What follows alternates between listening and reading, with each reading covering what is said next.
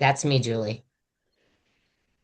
Good afternoon and welcome to the SILA Foundation's April webinar, AI in Insurance from Experimentation to Execution. My name is Julie Mendel and I am the Education Trustee for the SILA Foundation. Before I introduce today's speaker, I have a few housekeeping items for everyone. This webinar is 1 hour in length and is being recorded. Within the next week, you will receive a link to the recording and a post-webinar survey that we would really appreciate you completing. Please mute your microphones and turn off your video so that the focus stays on our speaker and presentation. We ask that you put your questions in the chat box where we will be monitoring and posing the questions to the speaker on your behalf. We will answer as many of the questions as we can in the time we have available. Today's presentation focuses on a challenge many insurance carriers face, managing distribution compliance through manual reviews and disconnected systems, which limits real-time visibility into agent behavior, licensing, and market conduct risk. We'll explore how AI is being applied in practice to change that, helping carriers monitor agent activity, automate compliance checks, detect anomalies, and improve audit readiness, all while strengthening oversight without increasing regulatory exposure. Yande Plasencia is the founder and CEO of Data Haven Software, where he works with insurance carriers to unify, govern, and operationalize data at scale. A systems-focused technologist with deep expertise in data architecture and property and casualty insurance, Yande designs enterprise-grade infrastructure that enables audit-ready, AI-driven intelligence across underwriting, claims, finance, and distribution. He's known for bridging technical architecture with business outcomes to help insurers move from fragmented analytics to decision-ready intelligence. Please join me in welcoming Yande Plasencia to our virtual webinar stage.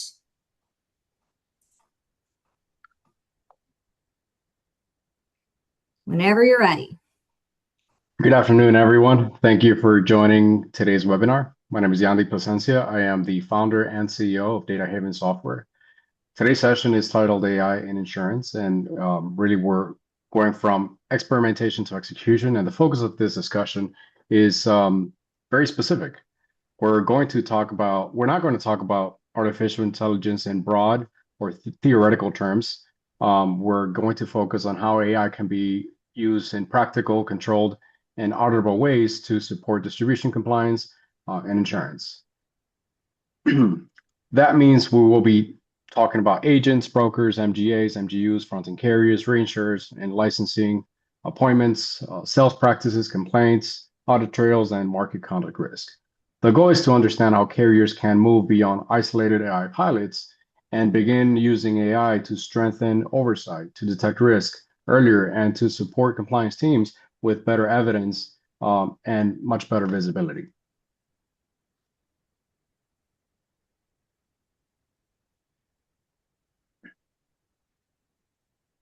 So distribution compliance matters now because the distribution environment has actually become much more complex.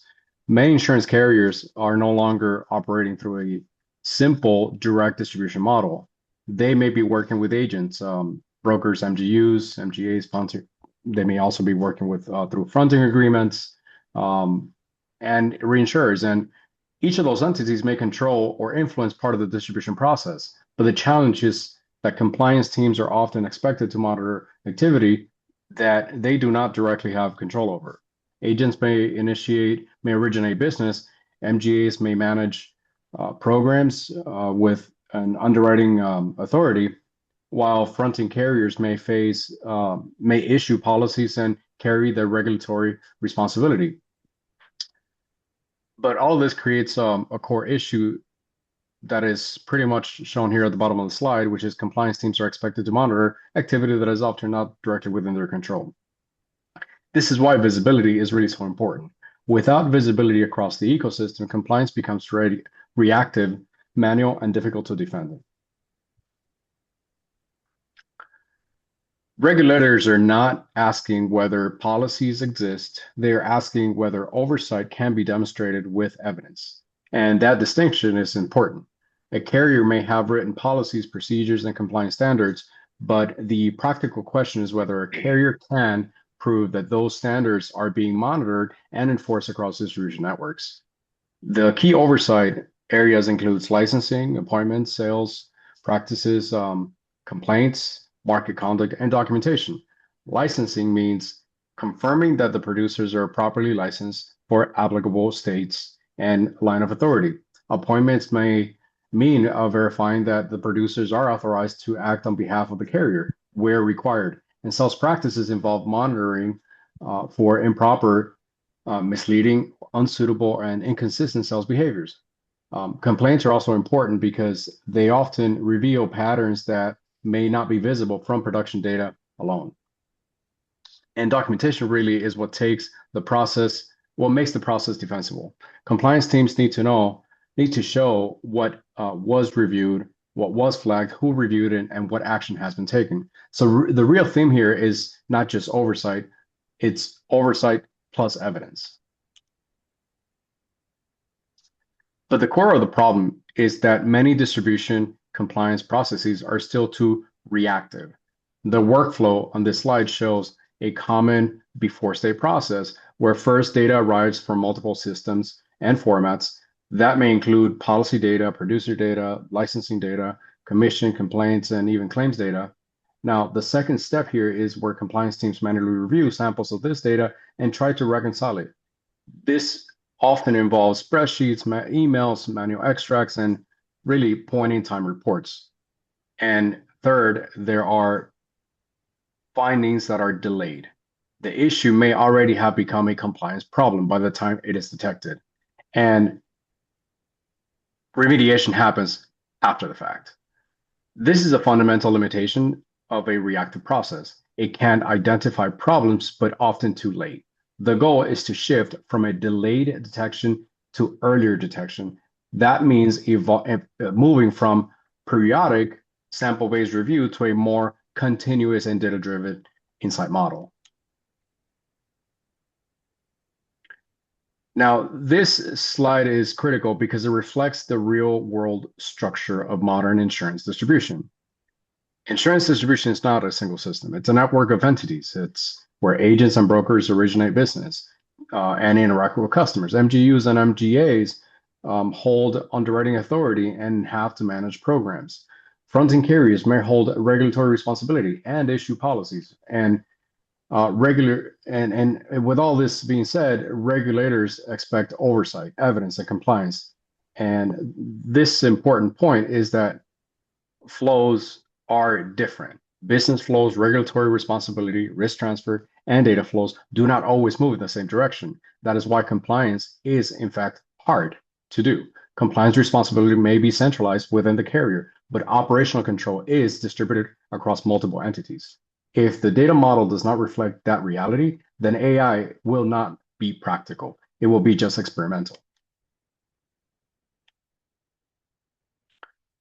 So risk is often obvious inside a single system. An agent may look normal from within one program, but too risky across all programs. An MGA may look healthy in a production standpoint, but have elevated lapse or cancellations or complaint patterns. A fronting carrier may have an answer for activity that happened through delegated authority, and a reinsurer may want to understand exposure created by the distribution behavior. Without a connected view, compliance teams are forced to reconstruct the facts manually. That is expensive, slow, and very risky. This is where AI becomes relevant, but only after we define the real problem. The problem is not simply that compliance teams need a chatbot. The problem is that they need to answer a hard question across fragmented data. Who wrote the business? Under which MGA? For which carrier? What was the producer license and appointed? Was the pattern normal, abnormal? Did complaints or lapses cluster around a specific program or product or agent? These are not theoretical questions. These are questions that determine whether a distribution oversight is effective. AI fits best when it expands the reach of compliance. It can detect patterns, identify anomalies, prioritize reviews, classify documents, gather evidence, help teams monitor more of the population more frequently. But This is important. AI should not be positioned as an uncontrolled decision maker in compliance. AI helps surface risk, and compliance professionals still own the judgment, the escalation, and the governance behind the process. So when we say from experimentation to execution, experimentation asks whether AI can do something interesting, whereas execution asks whether AI can support a real compliance process. That means connected data, defined controls, explainable outputs, workflow integrations, human reviews, and audit trails. Without those elements, the initiative remains just a pilot. With those elements, but with those elements, AI becomes part of the operating model.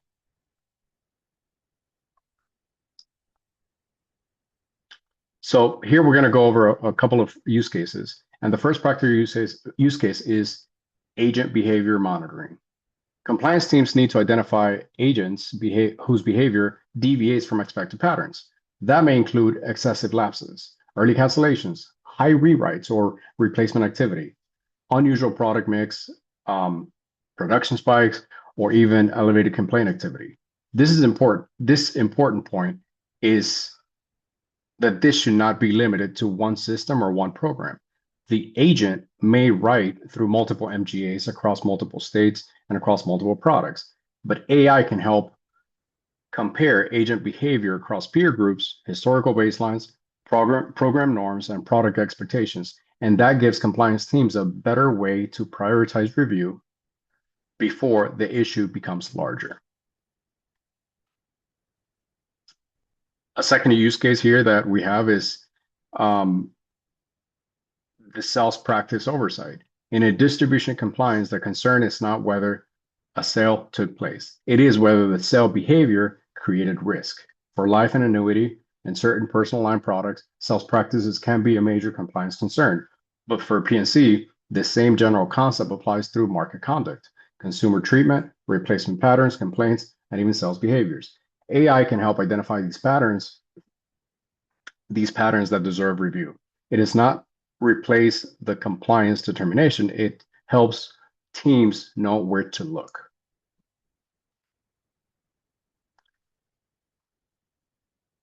Licensing and monitoring is another well-known use case for AI. It is actually one of the most practical places to apply AI and automation because the rules are concrete and the risk is avoidable.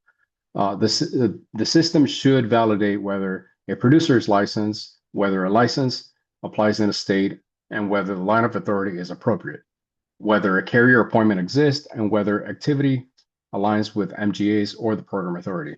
This is where AI should be paired with deterministic rules. The goal is not guessing. The goal is continuous exception monitoring. And it is actually one of the best use cases where AI can be widely implemented and easily identify patterns in the data. The fourth use case that we have here is really looking at across all the different entities that we have previously discussed and just really looking for cross-entity anomaly detection. This is where relationship models really matter. In a production spike may not be usual for a carrier overall, but it may be unusual for a specific agent within a specific MGA or a specific state. A commission pattern, for example, may look normal in aggregate, but abnormal when compared to a similar program. A lapse rate may be high in one product, one channel, or in one delegated authority relationship. AI can detect these patterns because it can compare behavior across dimensions at scale. This is one of the strongest arguments for AI in distribution compliance. It helps identify risk signals that manual reviews often overlook. Complaints are also one of the most important signals in market conduct because they're often underutilized because the data is unstructured. AI can help classify complaint narratives, identify repeated themes, connect complaints back to agents, programs, products, and states, and prioritize which complaints require a deeper review. This is not about letting AI decide whether a violation has occurred, but it's about using AI to organize the evidence, identify the patterns much earlier. For compliance teams, the value of speed, consistency, and better visibility across the distribution network is key.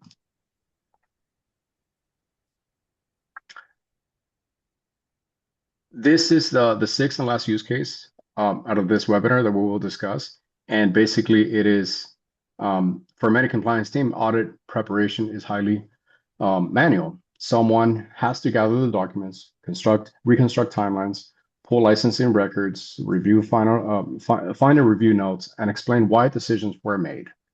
AI can help classify, retrieve documents, summarize review history, assemble evidence, support timeline reconstruction. And this important point, the most important point here is really defensibility. A strong compliance function should be able to show what was monitored, what was flagged, what was reviewed, who reviewed it, and what action was taken. But we have talked about all of these different problems, different entities, relationships, interactions, and everything else. But there's something really that is an absolute requirement for all of this to work. And the most important technical point in this presentation that I think everybody must know, and I think we all know, is the foundation required is really the data foundation. AI is only useful if the underlying data model reflects the way the business actually works. I don't understand like how we would know.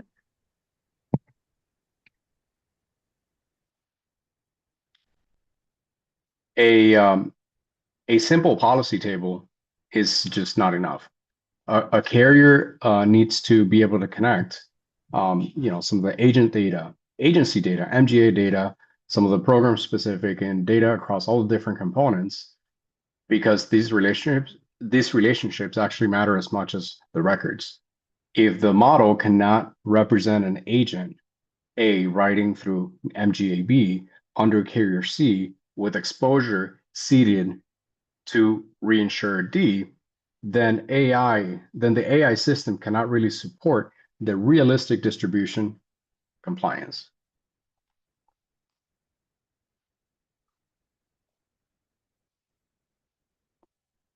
So a practical compliance data model needs to answer for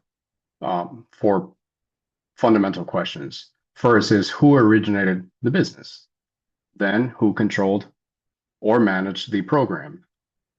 Third would be who carries the regulatory responsibility, and then lastly, who carries the risk. If a carrier cannot answer these questions consistently, it cannot use AI effectively in distribution compliance. That is why AI projects have a probability of failure when they start with the model instead of the business structure. The structure has to come first. So as illustrated here in this slide, it's mostly reflecting how there are different layers of data and information that is critical for an AI system to really understand the full picture. In natural language, we're talking about, asking a very specific question, but how can the system actually understand that and make sense of it? It fundamentally goes back to the data. Now, in everything that we have been talking about, it's a combination of data points that is across different systems, different networks. But how does all of this really become something that is trusted? And that's where traceability comes into play. Traceability is really a non-negotiable. If AI flags an agent as high risk, the compliance team needs to know why. What data was used, what period was analyzed, what rule or model was applied, what factors contributed to the flag, who reviewed it, what action was taken. The difference between AI as a risky black box or AI that is controlled compliance tool is really having to be able to answer that question, having the ability to trace what was the root cause of something. For distribution compliance, every AI assisted output needs to be explainable, traceable, and reproducible. Now, I think we all know that there's a lot of skepticism behind black box AI or something just being connected to ChatGPT, for example, and that is a huge enterprise risk. So the goal is not to deploy a model that produces unexplained scores, or the goal is really to create a controlled system that uses governed data and produces explainable signals, logs its activity, and supports human review, and at the same time preserves all of the evidence that it has collected in the process. This is the distinction that truly matters. A controlled AI strengthens really oversight, whereas a black box AI only increases exposure.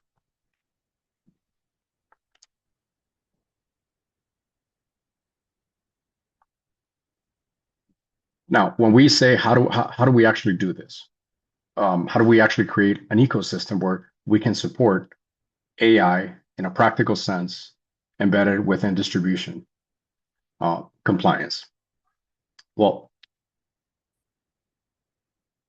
at the very bottom, there are source systems such as the different policy admins, agent brokers, the systems that manage licenses and appointments, commissions, complaints, and claims, and everything else, right? This is where the relationships are mostly established. Above that, you will see that there's a workflow, and that's where you review queues, escalation approvals, and documentation. And across all of it, it is the audit layer, where every step must be logged and traceable. These are all the different components that are absolutely critical in order to create an auditable, trusted, and traceable AI system that supports distribution compliance.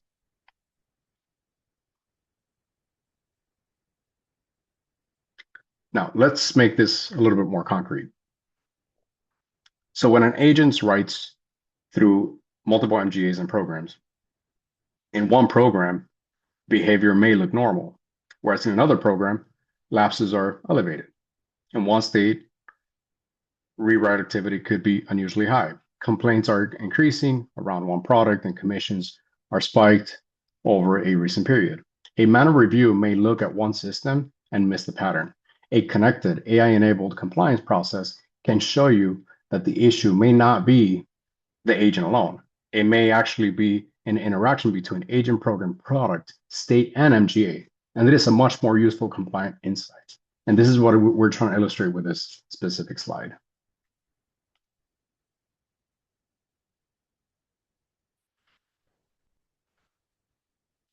Now, in practice, this is actually the workflow.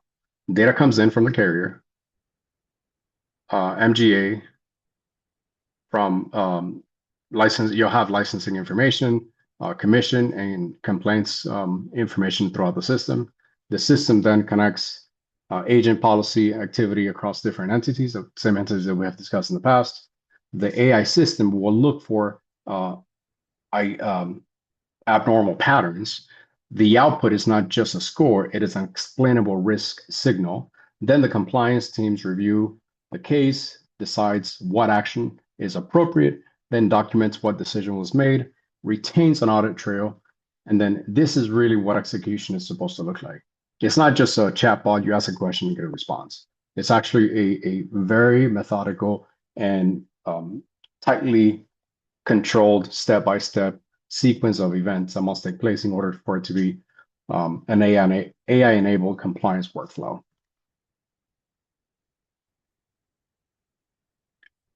Now, today, many compliance processes rely on periodic reviews, sampling, disconnected systems, delayed issue detection, and that is what has led to somewhat of a delayed adoption of AI throughout the industry.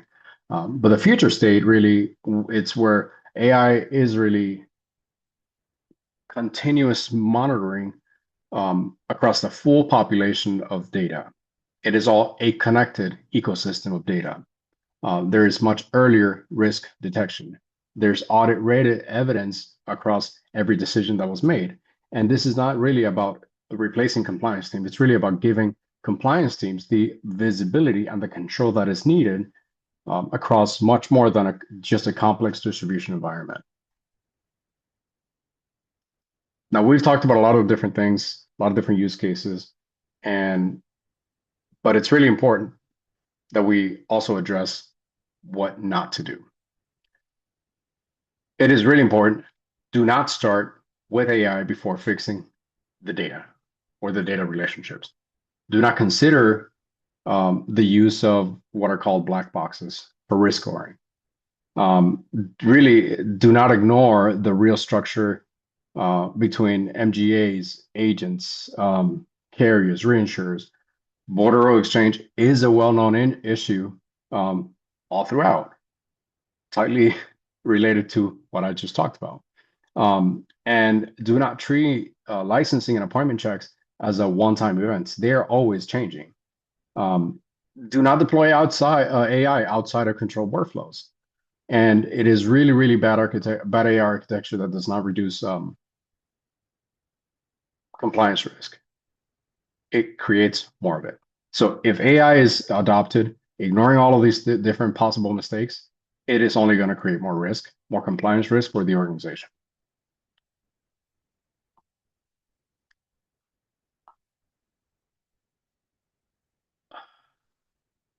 So to execute responsibly, carriers need more than just a model. They need a unified distribution data model. This means really that they need cross-entity relationship mapping.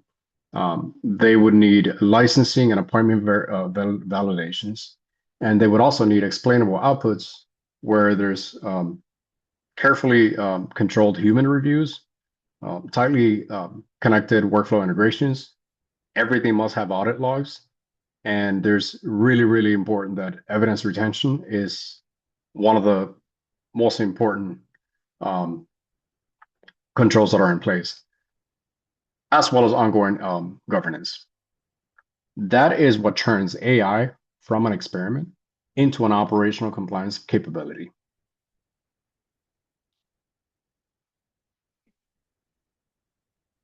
Now, from a carrier perspective, this starting point does not need to be too complicated. First, just map the distribution network. Understand the relationships between agents, agencies, MGAs, carriers, reinsurers, policies, and programs. And then make sure that that all the critical compliance questions are identified. It's really important to inventory all of the available data. Building exception monitoring and starting with the rules is also a critical step that cannot be overlooked, and with simple anomaly detection. And then adding AI responsibly for classification, prioritization, pattern detection, evidence support. And this is really how carriers move from an experimentation to an execution without really taking any sort of unnecessary risks. So there's been a lot. I know we've gone over 25 or so slides. There's been a lot of information, but there are three main takeaways. First, distribution compliance is a network visibility problem. Secondly, AI is most valuable when it supports continuous, explainable oversights. And third, execution requires connected data, workflow control, and auditability. And the final point is simple. AI should be able to help compliance teams see risk earlier, act faster, and defend decisions with evidence.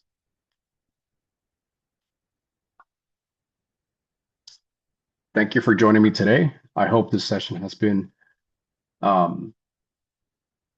made the topic practical. AI and insurance compliance should not be treated as a vague innovation exercise. It should be evaluated based on whether it improves visibility, strengthens oversight, supports audit readiness, and helps compliance teams act earlier. With that, I am happy to take questions.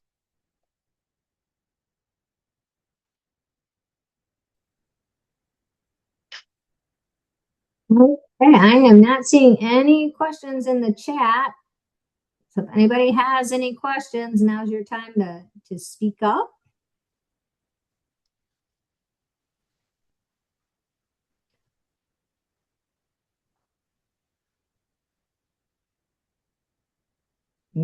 Just getting some thank yous here. So I think that appreciate the use cases. I think we're finished. So, and I thank you so much for sharing your expertise on AI with us today and for being a friend to the SILA Foundation. We really do appreciate you and your time this afternoon. As a reminder, our webinars are free of charge and open to the public. Sharing our invitations is definitely appreciated.